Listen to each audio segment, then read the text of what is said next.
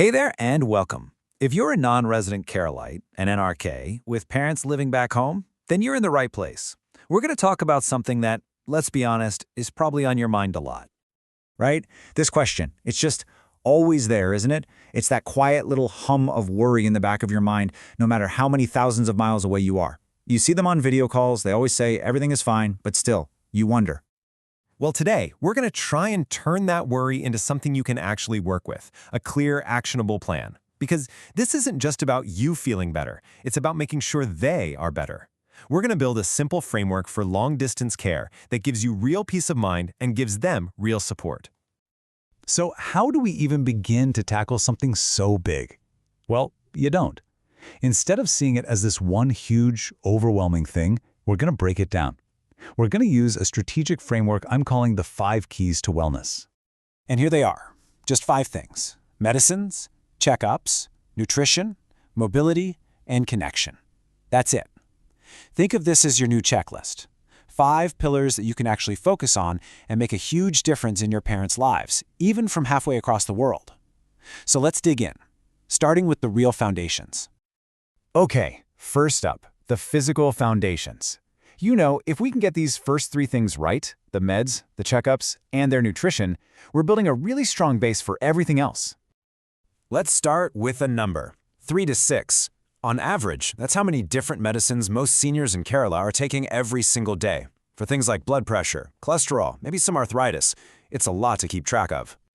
And right there, that's where you find the silent risk. I mean, a single missed pill, or just taking something at the wrong time of day, it feels like a tiny mistake, right?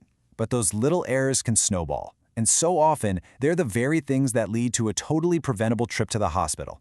This is one area where you absolutely have to be vigilant. So the big question is, how do you possibly manage that from so far away? The answer is, you build a system. You can look into pharmacy membership plans back home. These services become your hands on the ground. They make sure a pharmacist actually talks to your parents about their meds. They arrange for timely deliveries in pre-sorted packs. And they can even set up reminder calls so a dose is never, ever missed. All right, let's move on to checkups.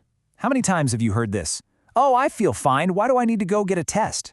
The problem is, the most dangerous stuff, things like high blood pressure or creeping kidney issues, they're silent. They don't send up a flare until real damage has already been done. So what can you do? It's all about prevention. You can encourage them to do something as simple as getting their blood pressure and sugar checked once a month at a local clinic. And scheduling one big, comprehensive health checkup once a year, that's a total game changer. The trick is to frame it not as looking for trouble, but as the smartest way to prevent it from ever starting. Okay, third foundation, nutrition. And this one is a really hidden problem.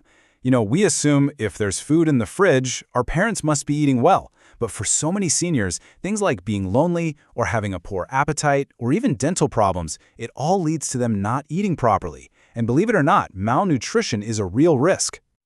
So how can you help with this one? Well, you could connect them with a local nutrition counselor who really gets what seniors need. Or see if there are any local wellness clubs that talk about meals. Even the simple advice you give over the phone like, hey, try eating smaller meals more often, or just reminding them to drink enough water can have a massive impact on their energy levels. So, we've covered the core physical stuff, but being well, it's so much more than that, isn't it? So now we have to look beyond the physical. Let's talk about mobility and emotional connection. For any senior, there are basically 2 paths forward. On one path, maybe their knees hurt or they have a fear of falling, so they become less active. That inactivity makes their muscles weaker, which ironically makes them more likely to fall and leads to them needing more help. But there's another path, the one with gentle, consistent movement. This helps them maintain their strength, it builds their confidence, and it protects their independence, which is just priceless. Your job here is simply to be the encourager-in-chief. You could arrange for a physiotherapist to pop over and create a really simple, safe exercise routine they can do at home. We're not talking about running a marathon here. The goal is just to maintain strength and flexibility, and really, to maintain their confidence to move around freely and safely. And now we've arrived at what might be the single most important point in this whole thing. Seriously, never, ever, ever underestimate the power of connection. Their emotional health is directly tied to their physical health. Just feeling loved, feeling remembered, that is some of the most powerful medicine on the planet. So what does that actually look like? It's as simple as making those video calls a priority, putting them in your calendar like any other important meeting. It's about looking for local community groups or wellness circles they could join. And some pharmacies are even starting to offer a kind of companionship care, where the staff just checks in on them. It all boils down to one thing: fighting loneliness. Okay, so we've walked through all 5 keys: medicines, checkups, nutrition, mobility, and connection. Now, let's pull it all together and talk about how we bridge the distance in a smart way. Here's the truth. The solution is not you trying to do all of this yourself from thousands of miles away. That's a recipe for burnout. The smart path is to build a reliable support system on the ground, a person or a service that can be your eyes, your ears, and your helping hands when you just can't be there yourself. For example, a great community pharmacy that's focused on senior care can often bundle all this stuff for you. They can handle the medicine delivery and make sure it's taken correctly.